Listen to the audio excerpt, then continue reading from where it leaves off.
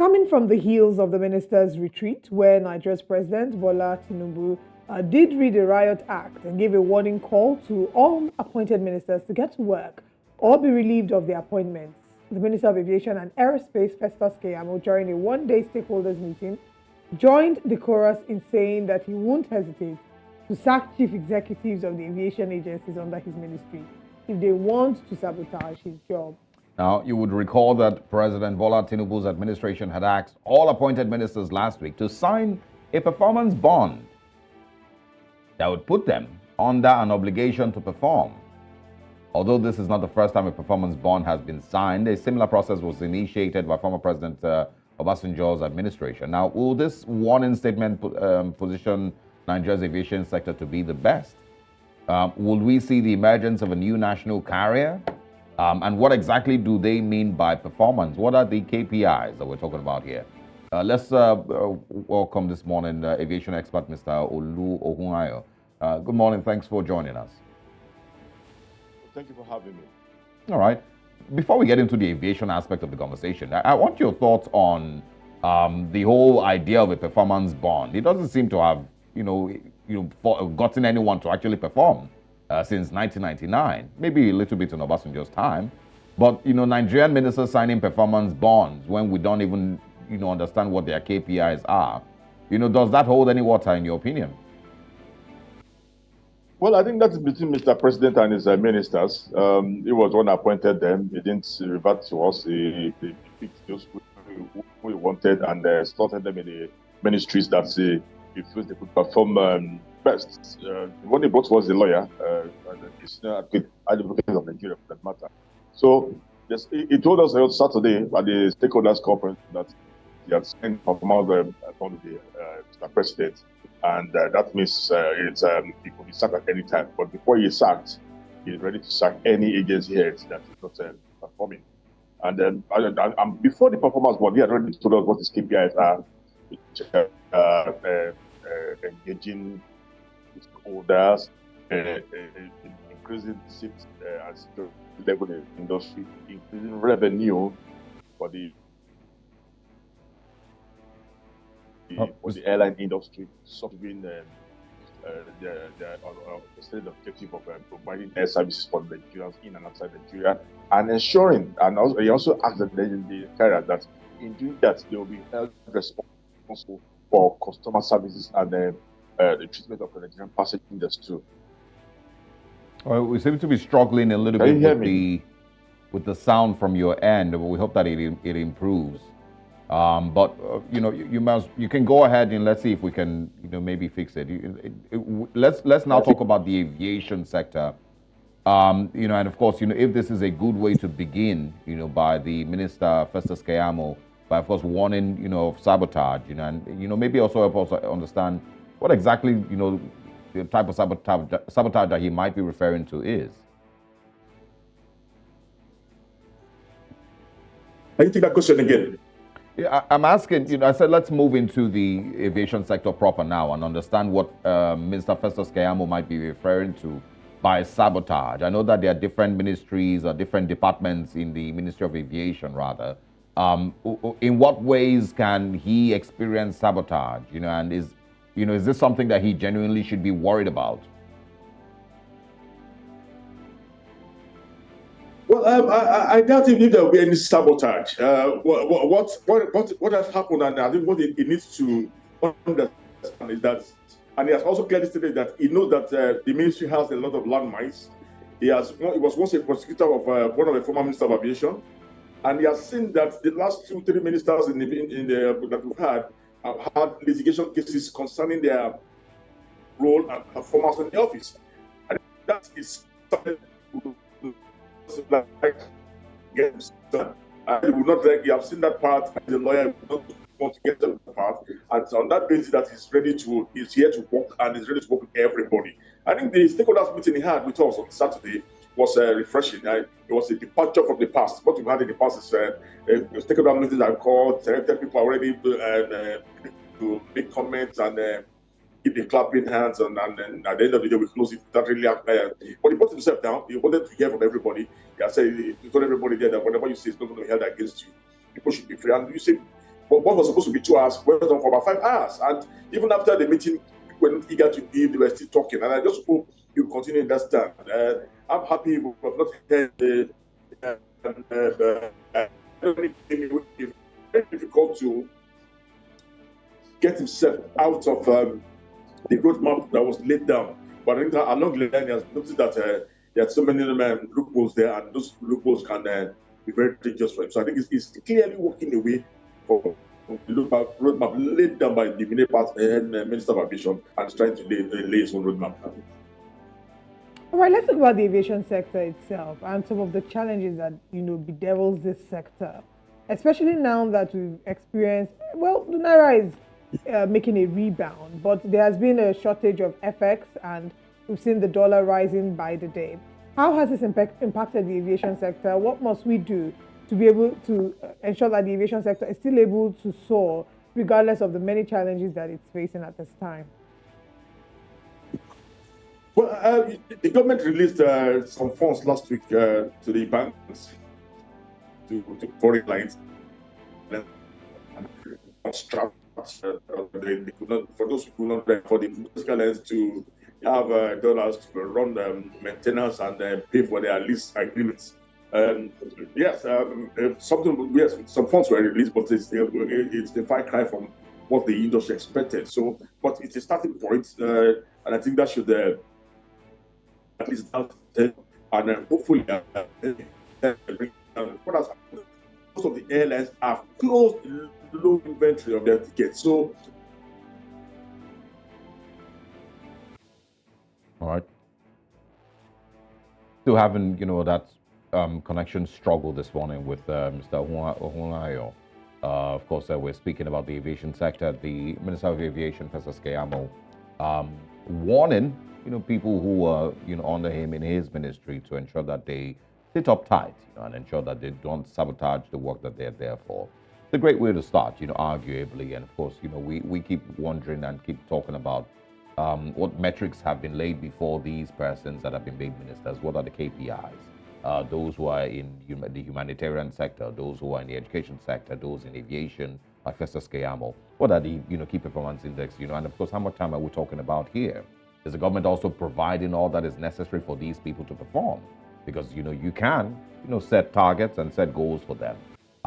Is the government going to provide them with the funding that they need, with the necessary support that they need also to perform? These are the things that we need to look at. And are we talking about a situation where we want to maintain things the way that they are? We want to improve on these ministries, departments, and agencies across the country. These are, important questions. And the question I was going to ask, if we can establish this connection again with Mr. Ohunayo, of course, was going to be on aviation safety. A couple of days ago, we heard the story of one of Nigeria's ministers also almost losing his life to a plane crash. If you remember that there was a story of a plane that crash landed a couple of days ago, I think sometime late last week, I believe. These are some of the things that, Nigerians would also have to keep in mind. With regards to aviation safety, and Festus Keyamo mostly would have to work on to assure Nigerians that we can continue with this record of no plane crash in Nigeria's aviation space. From this is maybe about 10, 12 years now. I'm not sure how long, but long enough. And Mr. Ohunayo, can you hear us now?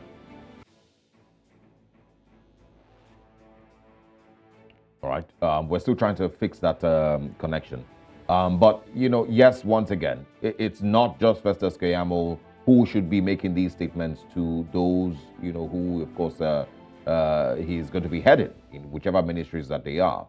What are the KPIs that are going to be demanded for those in the power sector? What are those in the health sector, in the education sector? What are the KPIs for every single MDA in Nigeria today? There's also those who argue that there's civil servants that are the clogs in the wheel in these MDAs. Mr. Ohunayo, welcome back. Can you hear us? Yes, I can hear you. All right, brilliant. I want us to then talk a little bit about aviation safety. A few days ago, we saw reports of a a plane, disaster that was averted. I believe one of Nigeria's ministers was aboard that plane. Minister of Power. Yes, the Minister of Power, I believe, that crash landed. Luckily, everybody came out alive. But what would you say are some of the things that we are missing out on, with regards to aviation safety that could also put the, air travelers in danger? Investigative journalist David Hundeyin put out a statement also showing that the plane that the minister was on that crash landed was not even registered to execute domestic flights or commercial flights. So these are some of the things that I believe maybe still exist in Nigeria's aviation sector. Do they bother you? And is Festus Keyamo also aware? Thank you for that question. There's virtually no country in the world that has 100% safety. Crash land, incidents, serious incidents and accidents occur all over the world. Nigeria cannot be an exception. But we are not doing badly, but we can do better. We just did the ICAO safety audit, and we were above the African average. That's what we really want to be. It was called about over 70%, just above 70%. And the industry was not too happy with that score, and we have asked the industry players and those involved to work on those gaps that are seen by ICAO and ensure they close those gaps during the mandatory period that they have to close those gaps. But put that aside, we should gladly hit our chest that we have been able to operate scheduled flights without having any crash in the last 7-8 years. We've not had any crash, and the one that happened was not a scheduled flight. It was a chartered aircraft. A private chartered aircraft that was used on that flight. And then, like you said in the last paragraph, I think that is subject to verification because the NCA has denied that aircraft is not a scheduled aircraft. It's a chartered aircraft. Now, is it a privately owned aircraft that was not supposed to do commercial? But that has been a problem, not within Nigeria, even outside Nigeria. Remember the footballer, Salah, who died in a plane crash. That aircraft was also not meant for commercial flight. It was a private jet that was used to lift Salah from his base to England, and that crash happened. So we're having something like that now. That aircraft was supposed to be privately owned, and when an aircraft is privately owned, he can tell you they are giving a flight to his friends to go to Ibadan. How do you now prove that flight was not chartered by that person who is supposed to be the friend? So it's a challenge that is the kind of rogue industry for the private sector, general aviation sector, that the industry players, safety operators have been trying to deal with concerning using privately owned aircraft to operate charter flights, and then at the end of the day, but the airline, the owners of the aircraft get the revenue, while the requisite taxes are not paid to the government. So it's a battle that the industry is having, and we just continue to see how we can reduce the incident. I just think that absolutely eliminate it. We'll just find out and see how we can reduce it.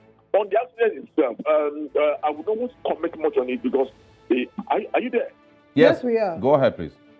Yeah, I would not like to comment much on the accident because the Nigerian Safety Investigation Bureau has started the investigation. But there are so many things that have come out. One that has to do with the instrument landing system at the airport not working as at the time the aircraft landed. The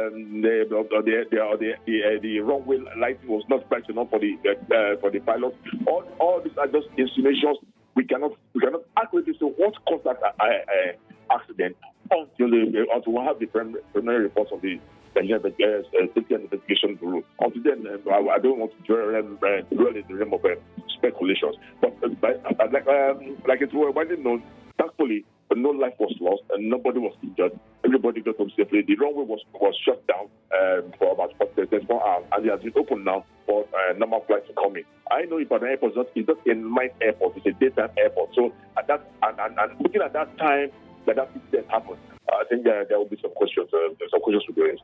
Okay. Well, final question. I would like that you also speak on those heading, other departments. Of course, the Federal Airports Authority of Nigeria, Nigerian Civil Aviation Authority, Nigerian Airspace Management Agency. These are, little branches of the whole aviation sector. Do we have currently a great relationship, between these branches? And is Festus Keyamo, even if he doesn't have proper aviation experience, but is he, seeming like he will be able to manage these different branches of the aviation sector?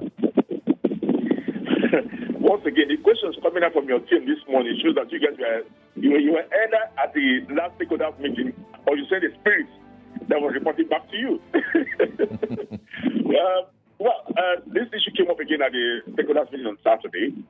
We were having a problem whereby the regulator, which is the Nigerian Civil Aviation Authority, is placed at the same pedestal with the Federal Airport Authority of Nigeria, Nigerian Airspace Management Agency, and all the other agencies that is supposed to regulate. And we're saying that organogram should change because that's not even effective policing of those government agencies because of that leveler that the given agency here. The appropriate organogram should be the Federal Ministry of Aviation, followed by the Director General, NCAA, and the other agencies come underneath it.